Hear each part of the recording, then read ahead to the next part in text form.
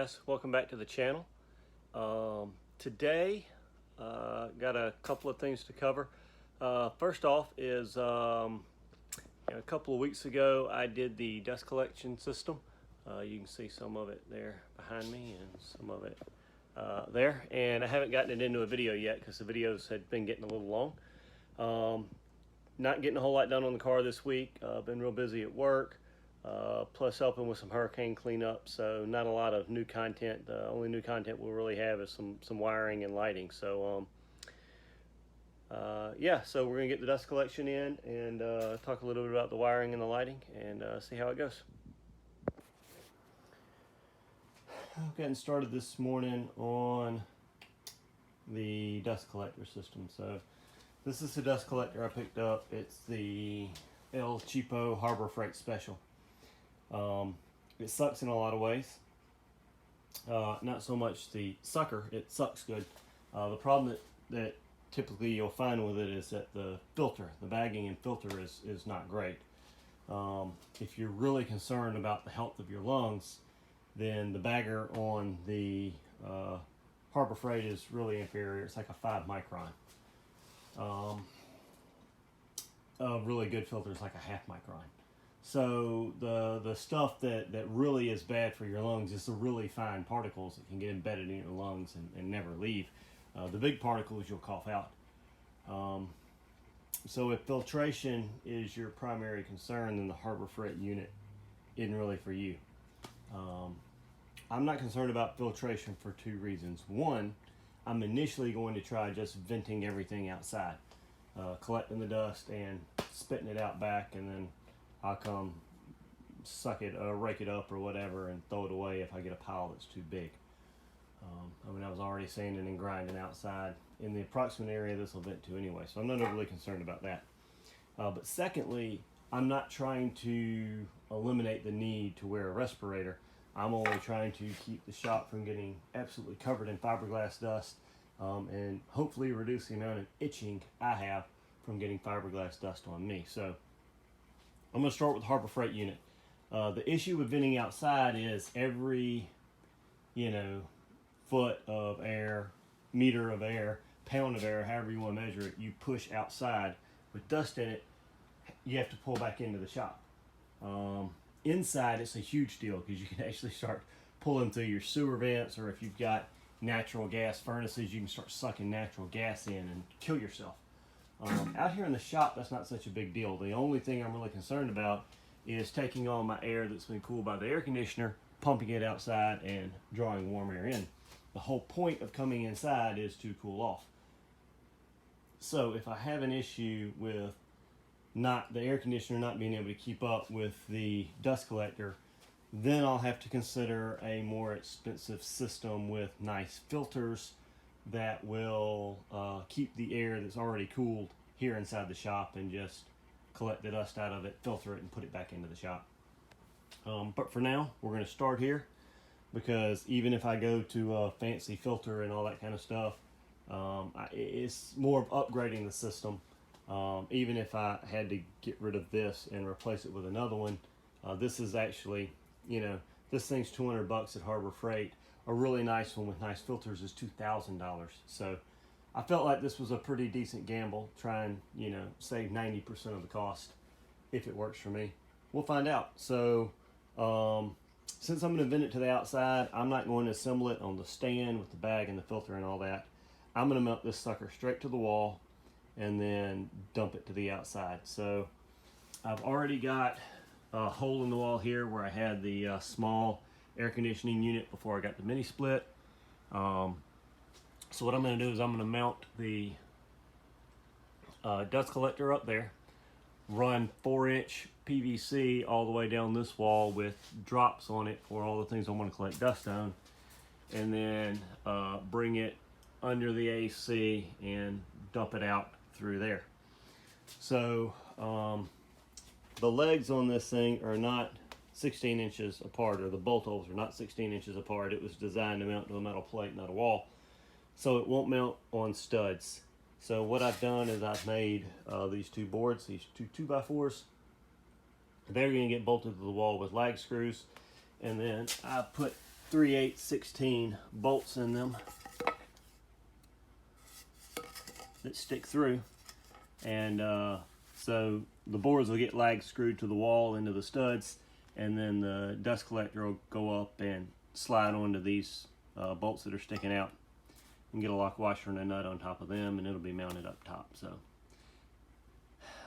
fixing to get these marked to drill holes for the lag bolts, and then get these installed up on the wall, and then put that up on the wall, and we'll see how it looks. Well, it's up there. Like everything else I've ever done in my life, it was a lot more work than I thought it would be. I originally had the holes drilled to have it tucked all the way up against the wall. I had measured all the clearances with the mini split, and it fits. What I didn't account for was it's just simply so tight you can't put it in there and put the bolts in. If you put the bolts in first, there's not enough room to swing it in, and if you try to put the bolts in afterwards, there's not enough room to stick your hand up in there and actually stick them in. So I had to move it out about 12 inches. So now it's still even with the door, so it's not really in the way of anything. It's just not as neat, I guess, neat looking. So I did fire it up, and holy cow, it's loud. Of course, I don't, the fan's wide open right now. There's no ducting on it. Hopefully that'll help. But it moves a ton of air. So I'm going to take a lunch break, and then I'm going to get out here and start trying to plumb everything up. Well, what's a home project without at least 3 trips to the hardware store, maybe 4 in a day?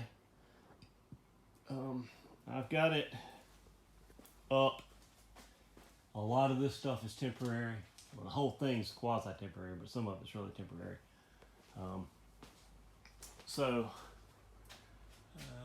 That there is a 4-inch duct, a dryer duct, because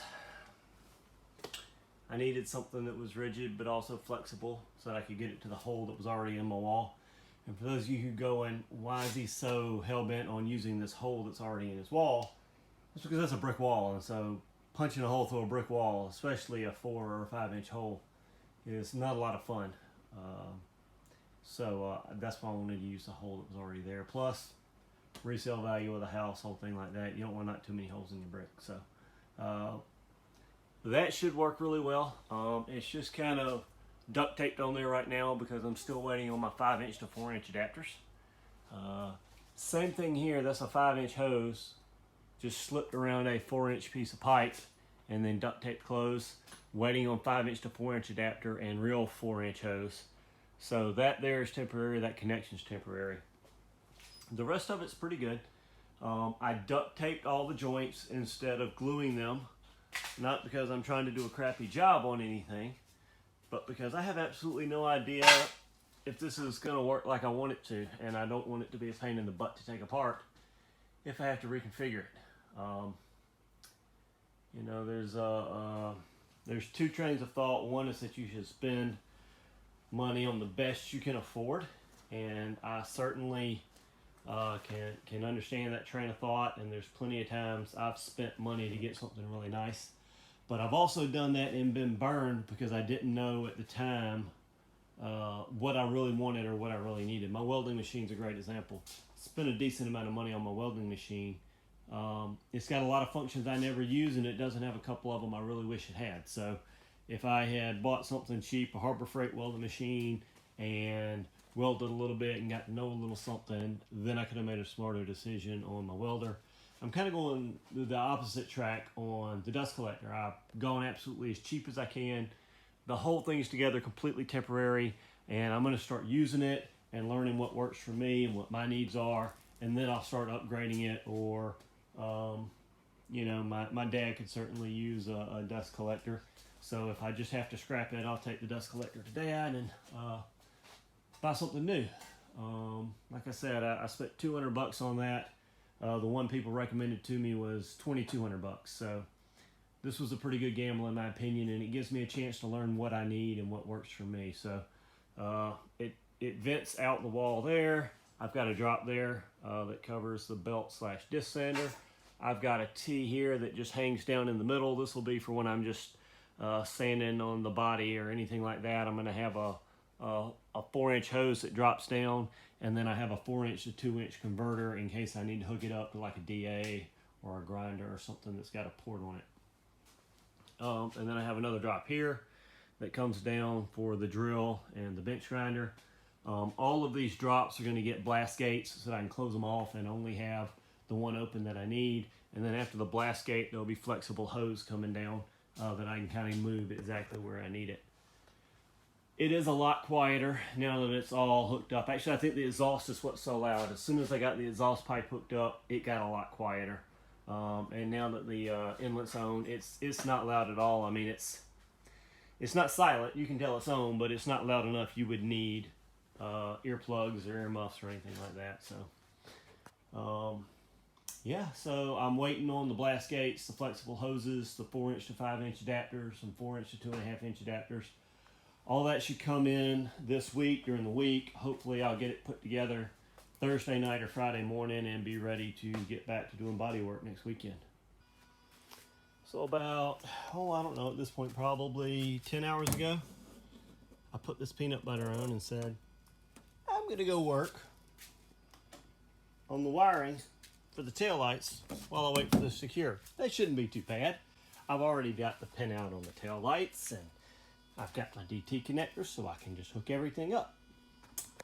So, the first thing I did was put a 6-pin DT connector here, which I really love these DT connectors. I think I'm going to go swap everything out for this. It's so much cleaner and more professional.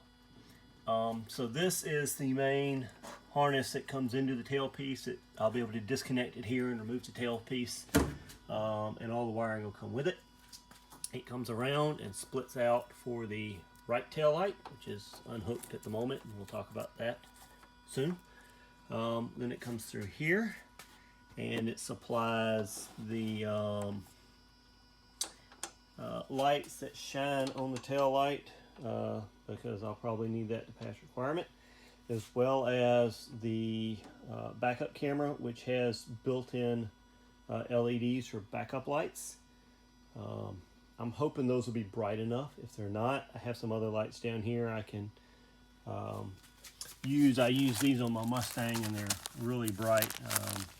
It's kind of hard to see what they look like, but they look like little buttons, and they have a threaded post on them, so I could slide them through here, and they're really bright. And then after that, and I've got to clean everything up. I've got it apart, and we're going to talk about why in just a second. Comes over to the right tail light, comes over to the left tail light, and as you can see, I've got this little doohickey hanging here, and this is what's taken up about 6 hours.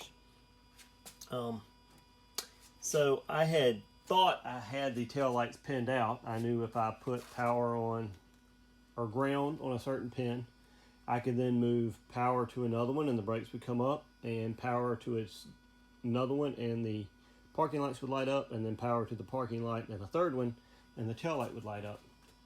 And so I wired everything up just like I had it pinned out, and when I went to test things, I turned on the lights and they came on and I was happy.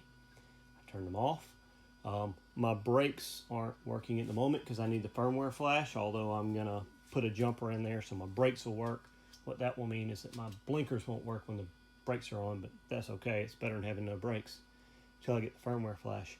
But then the problem was when I turned my blinkers on, the taillights started flashing, including, I knew it was the taillights because these little lights right here that light up and shine on the license plate were flashing. At first I thought I had an issue with my blinkers and the diodes again, but it wasn't. It was the taillights themselves that were flashing. And so I started chasing my tail, trying to figure out what I'd done wrong. I thought maybe up under the dash I needed a diode, so I tore all that apart and pinned it out, and everything worked fine. And so I came back here to see if I'd left a jumper in, and everything looked fine. And so finally I came back and unplugged my tail lights and tested my lights, my blinkers, and my brake lights, and everything worked before it headed back to the harness. And so it was something to do with the tail lights. And so when I got the meter out and started testing the tail lights, when you put power on the brake, as a blinker or as a brake light, it sends power back out through what the tail lights are. And that really blew my mind.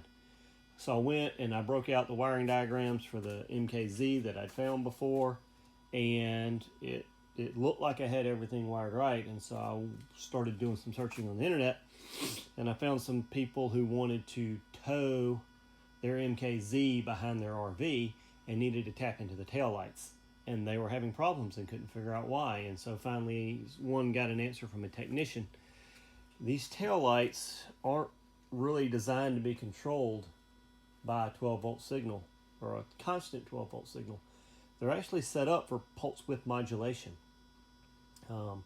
meaning basically that you send pulses of 12 volts at different speeds along these wires, and you get different effects from the light. So you could get a brake, a park, a tail, based on how fast you're sending a pulse. And that opened up a whole can of worms, because I have an Arduino, and an Arduino does pulse width modulation output. So if I could figure out the wiring diagram for the MKZ makes it look like a standard pinout, but basically it's not, and the body control module on the MKZ is doing pulse width modulation. I would have basically had to figure out which wires needed to be pulsed and which ones needed to be constant and ground, and then start playing with the different pulse hertzes until I found out which one did which. And I thought about getting into that, but I decided there might be an easier way, because I knew I could make them all work with a constant 12-volt signal. I just had a backfeed issue. So what do you do when you have a backfeed issue? You throw a diode in the line. And I thought, that's a real simple solution. All I gotta do is go put a diode in. So I went and I put a diode in, and I turned the taillights on and everything was good. I turned them off, I turned the blinkers on, and the taillights started flashing very dimly. I don't know why. I mean, it dimmed it a whole bunch. It definitely cut down the power, the diode did, but it didn't block it out completely. And I tried a lot of different diodes. I'm not an electronics engineer, but I tried a 12 volt. That made the most sense because this is a 12 volt system. That didn't work. So I went to a 50 volt, same thing. Went to a 200 volt, same thing. So I thought, well, maybe the voltage is inverse of what you think is what it lets pass. So I went down to a 3 volt. It was actually brighter then, so obviously going higher was the right thing. I just couldn't figure it out, and I still don't know why nobody's been able to explain it to me yet. Maybe if I put a forum post up, somebody will be able to explain it. So in the meantime, I decided to see if I could solve it another way, which is this little doodad here, which is basically a relay is all it is. Except instead of the ice cube style, it's on a PCB. And I have a whole mess of wires here to basically create a diode out of a relay. So it needs 12 volt plus, 12 volt minus, and then your trigger. So that 12 volt plus and minus and the trigger are both the taillight signal. And then the middle one is ground. And then it would be nice if it, well, what it, you know, a way a relay works is it has to pass power from somewhere. So that's the middle pin here, the common. And so it comes off the taillight signal as well, because I'm really just trying to pass the same signal through with a relay to isolate it. So taillight, ground, taillight, taillight, and then this one runs off to the actual light. And what that does is it prevents the signal of the brake line from coming back around and through here, because it basically can't go through the relay. And that solved my problem. So I am not going to like mount this and cure it and wrap everything up until I do some forum posting, or somebody in the comments on this video tells me why a simple diode isn't working, because a simple diode is a lot less wires to deal with. If I could just throw a diode in the line, it would be perfect. I can't figure out why that doesn't work. So anyway, that's what I've got done. So I'm going to do some more research and make some forum posts. And if there's no way to make a diode work, maybe they just don't block enough to stop a little LED from flashing, then I will come over here and put one of those relays on this side and tidy everything up. But that's kind of where I'm at for now. So I'm gonna go do a little more research and see what I can come up with. Well, I guess before I go away, we could actually see something work. Headlights, lights, I guess, makes a tail lights. I don't have a brake switch hooked up yet, so I can't show you the brake. But these are blinkers.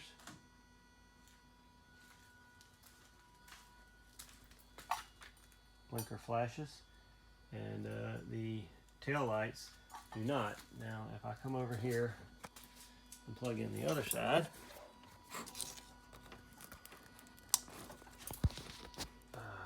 tail lights on both sides now. But if I come over here and put the blinker on,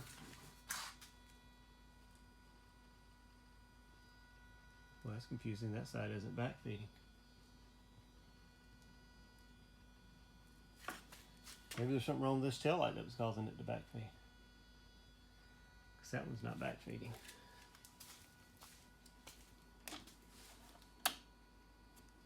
And then flashers.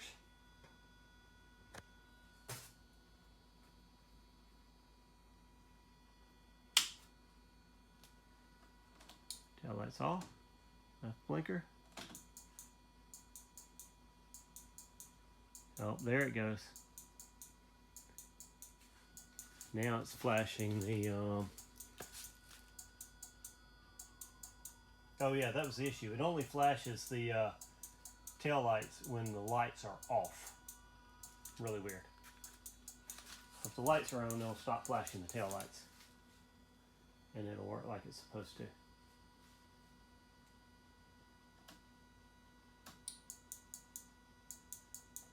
But if the tail lights are off, the right blinker flashes both blinkers.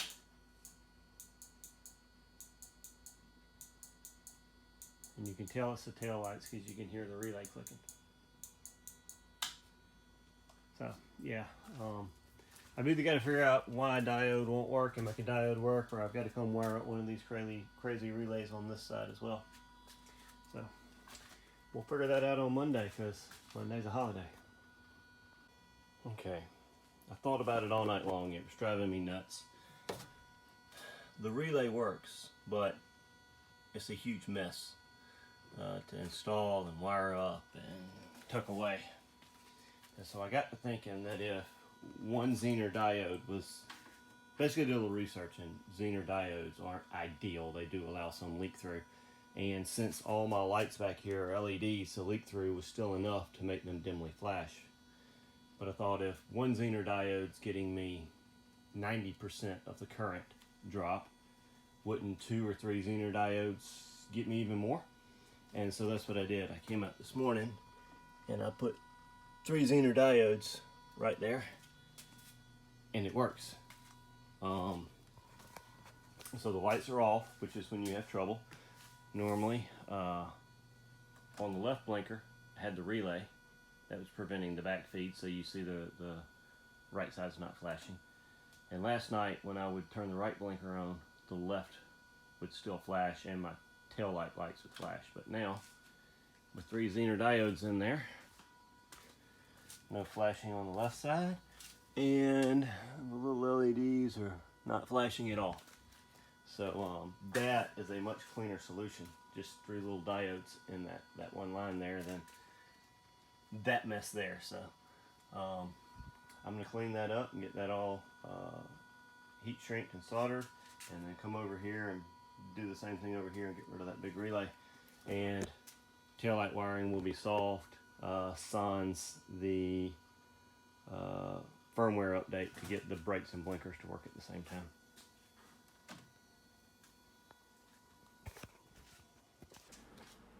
All right, finally got around to getting all this wiring cleaned up. What I did was I found these. Let's see if I can get a video here upside down. These little tie strap clips. They're really made to screw on, but they're really the only ones I could find that didn't have an adhesive back. So I just took them and I scuffed up the back of them with some 220 grit sandpaper so they were a little grippy, and then I came through with some 40 grit and sanded the fiberglass shell, and then mixed up a little bit of that peanut butter I've been using, and I just bonded all those tie wrap straps to the tail panel so that it'll keep the all the wiring up out of the way. And then I got all the wiring wrapped up in some braided wrap and got the DT connectors on everywhere, and all of the tail lights work like they should, of course, except for the brake light slash blinkers, which I got to send the Coach 1 off for a firmware update on. So tail light or license plate lights work, backup lights work, backup camera works, except for I haven't ran the AV cable yet. But yeah, everything else works really well, so happy with that. And then I figured, since I had blinkers and brake lights in the rear, you know, I wanted to be able to drive around the neighborhood a little more freely, and maybe even get out on a couple of back roads when there's not a lot of traffic to do a little tuning. So I added some really jalopy lights and blinkers up front. They're literally just tie strapped on. I used some spare WeatherTech connectors, but it works. It's better than nothing. Let's see if I can get enough distance away. Maybe we'll open the garage door here. It'll help me back up a little bit, although it blocks some of the light. Get a little better look at what the car looks like in a semi-assembled state. There's some glare there. Obviously, this white gel coat. Obviously, none of this is gapped or panel fit yet. I'm going to start working on the power windows, and then getting this back piece fitted and gapped kind of at the same time.